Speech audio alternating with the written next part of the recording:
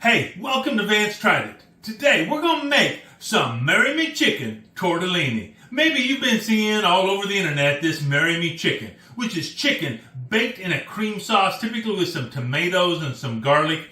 And it's supposed to be so good that it'll get your loved one to propose to you. That's why it's called Me Chicken. But we're going to be stepping that recipe up a little bit today as we make this Me Chicken Tortellini. So let's get started. I have my Dutch oven here already heated up on the stove, and the first thing I'm going to do is I'm going to put in 12 ounces of bacon.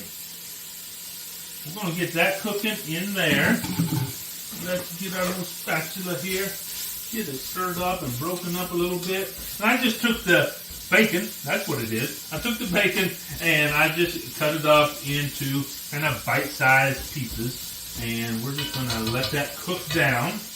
And while it's doing that, we're going to take our chicken. So this is almost 1.5 pounds of thin sliced chicken. Now you don't have to get the thin sliced chicken.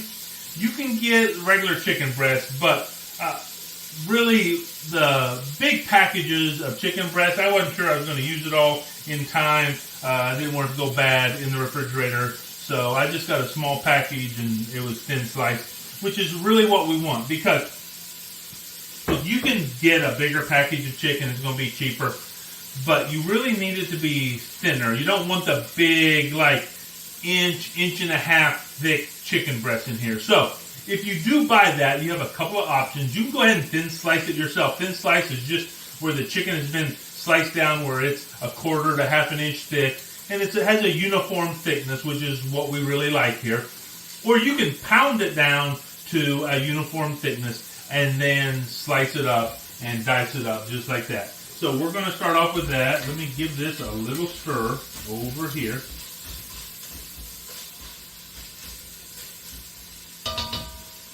And to this, we're going to add 1 tablespoon of Italian seasoning and 1 tablespoon of flour.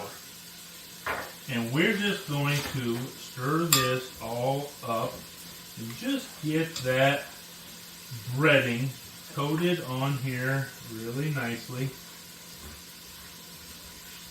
just to where all the pieces have that flour and seasoning mixture on them.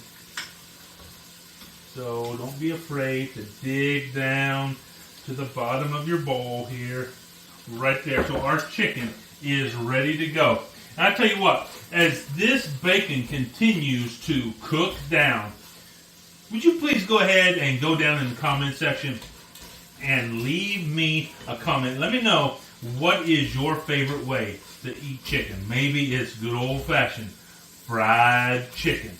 Maybe you like chicken cordon bleu. Maybe you just like a good chicken grilled out on the barbecue grill. But go ahead and let me know down in the comment section, what's your favorite way to eat chicken? Hey, while you're down there, would you please go ahead and like and subscribe and even ring that bell so you get notified every time I drop another video. Anyway, I'm going to let this get cooked down just a little bit, and then we'll get back to you as we do our next step, which is obviously going to involve the chicken. Okay, as you can see, our bacon is browned up. I put that off onto a plate with a paper towel, and we're just going to set that off to the side for a minute because we're going to go right in this same pot, and we're just going to put our chicken in here, right in here with the bacon grease, just like this.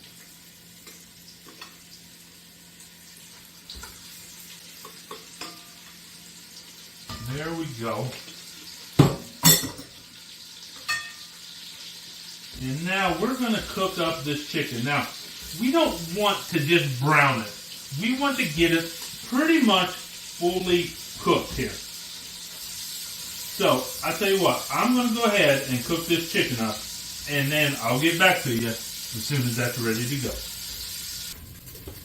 Okay, so we have our chicken all cooked up, and now we have this hot pan, and we're going to have to add a little bit of oil to it. That's just a little bit of olive oil, just like that.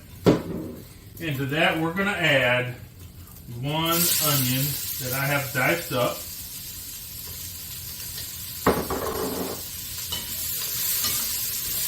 Just like that. And we're also going to add, this is about 3 teaspoons of garlic. It's the minced garlic that just comes out of the jar. And so it's about, I say 3 teaspoons, but that would make a tablespoon, right? So we've got that going on here. And to that, we're going to add 8 ounces of mushrooms. Put that in there. And we're going to let these just cook up or down right here in this pot right here. Just like this. And when those are done in here, we're going to get back to you and do our next step. Okay, that only took about 2 minutes to get those all softened up just like we want them. And now we're going to move on to the next step. We're going to add 1 can of fire roasted diced tomatoes. Now, you can use sun-dried tomatoes. That's what a lot of people use when they're making this. But here's the thing. You can really use any sort of a tomato or a tomato-based product. You use tomato sauce if you wanted to, but I like to have a little bit of the real deal in there. And then to make it even more tomato-y, we're going to put in some tomato paste. This will also serve to thicken it. Because we're not making a soup here. We're making a delicious dish of pasta and chicken and bacon and all the other good stuff that goes with it. Just like that. And let's get that tomato paste all stirred up in there. Just like that. There we go. And that pan is already starting to deglaze, which I love to see. There's a lot of flavor on the bottom of that pan. And now, because we're going to be putting some chicken broth in there, we're going to put 2 tablespoons of flour in there. And we just want to get this stirred up and stirred around until we just don't see any more flour. Just trying to get it all mixed up in here. Doesn't take long at all. Just like that. It is certainly smelling good. It is looking good. And I know it's going to taste good.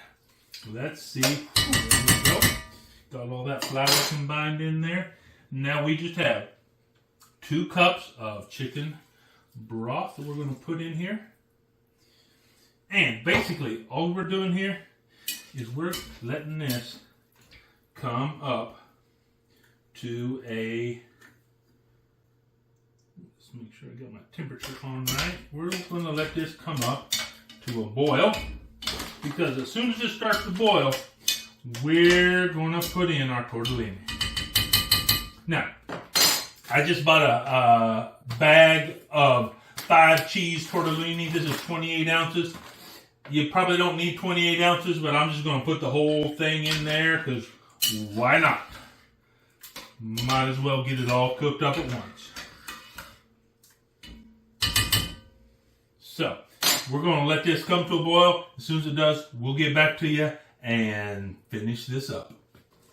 And just like that, our base is up to temperature. It is just starting to boil, which is what we're looking for. This is supposed to just tear open, and it does, just like that.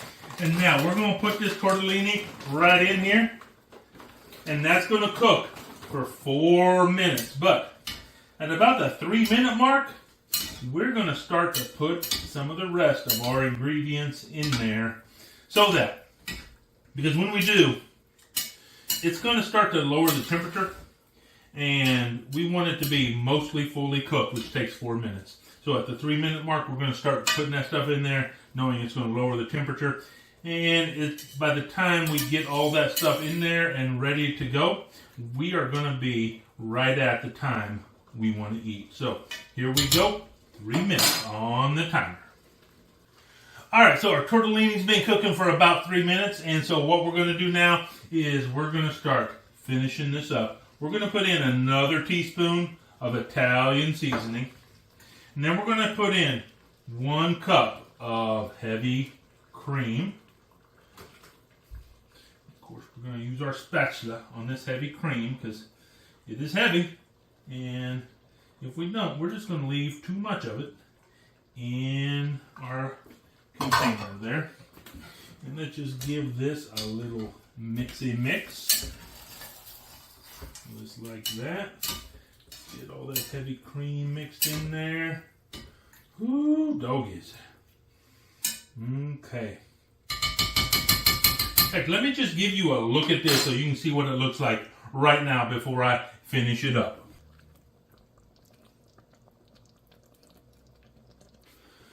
Okay, now to finish this up, we're going to put in some Parmesan cheese. And we want to put this in just a little bit at a time so that we can make sure that it gets melted in there really well. So we just put it in there. We can try to turn our temperature down a little bit here. Just put it in there. Give it a nice stir up. Just like that. Put a little bit more in there. Get that nice and stirred up. Good gracious. I am so excited to taste this. Oh, man, oh man, oh man. Let's put the last of that parm in there.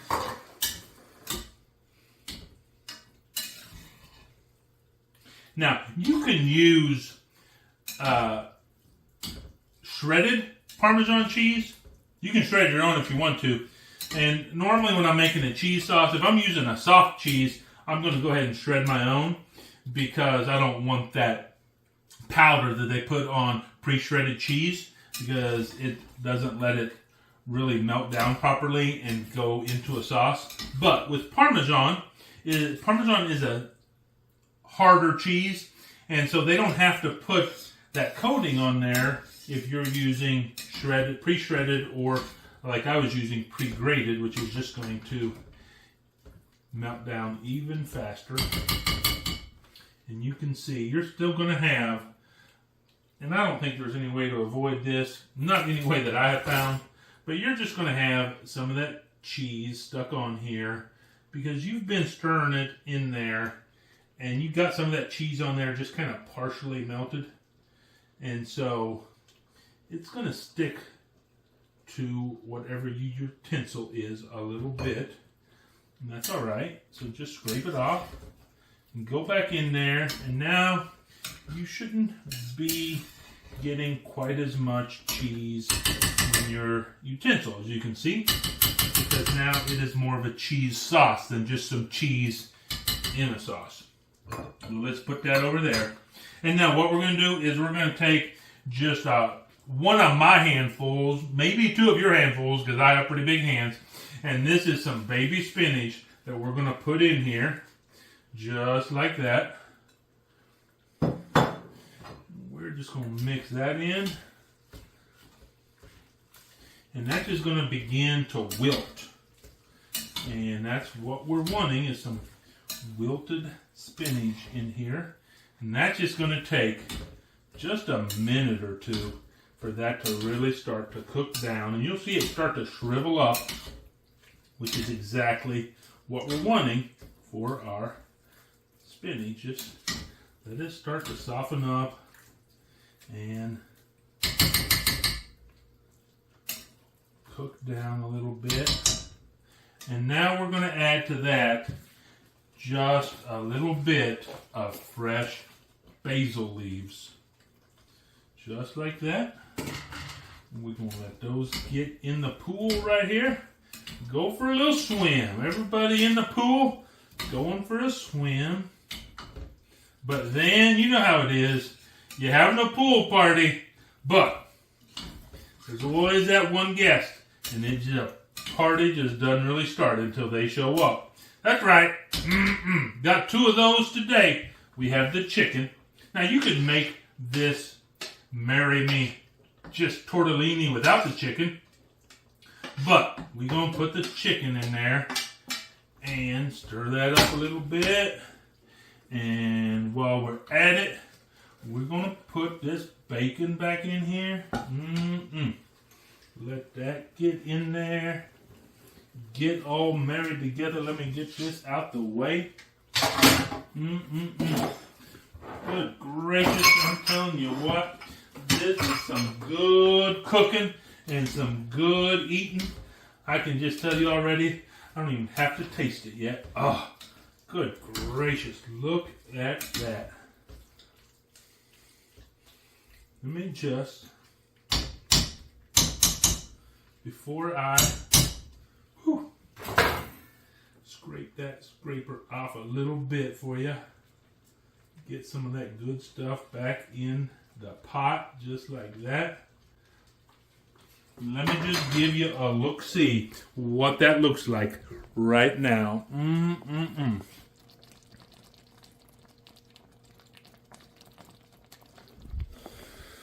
Good gracious. But hey,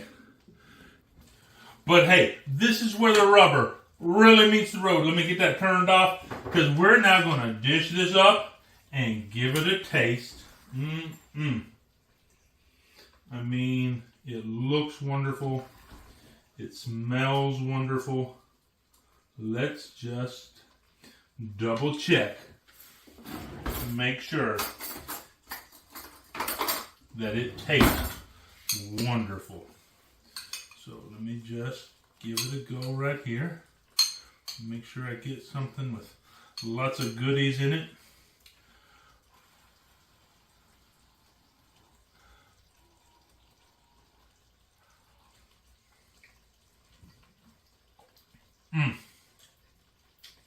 Okay. Guys, this is so good. I'm telling you. It has everything you want in a dish. It has that richness from the cream. It has some of the spiciness in there. It has the tomato, the noodles, the chicken, the bacon. It just all comes together so wonderfully. Let's give it another bite. I'll tell you what. If you're ready to pop the question to somebody, you might want to make them some of this before you pop the question. Because if you do, I don't know how they can say no. Hey, I tried it. You should too.